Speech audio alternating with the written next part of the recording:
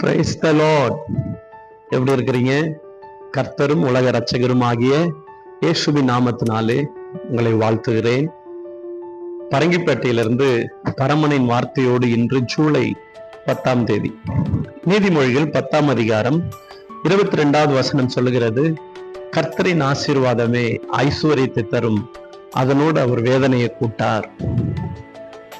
அநேக ஐஸ்வர்யவான்கள், அநேக பணக்காரர்கள் இருக்கிறாங்க, எல்லாமே இருக்கு, ஆனாலும் சமாதானம் இல்லை, குழந்தை பாக்கியம் இல்லை, திருமணம் ஆகவில்லை, வியாதி இருக்கிறது, பணங்கள் அநேகம் இருக்கு, செல்வங்கள் அநேகம் இருக்கு, ஆனாலும் நிம்மதி இல்லை. வேதனைப்படுகிறீர்களா?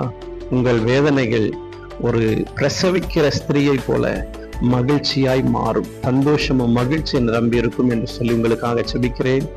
ஆண்டவரே, இந்த நல்ல நேரத்துக்காக துதிக்கிறோம். அந்த நேரத்தில் கேட்டுக்கொண்டிருக்கிற ஒவ்வொருவரை நீங்க ஆசீர்வதிங்க. இந்த நாள் பாதுகாத்துக் கொள்ளுங்க. வேதனை நீங்கி ஆசீர்வதிக்கப்பட உதவி செய்யும்.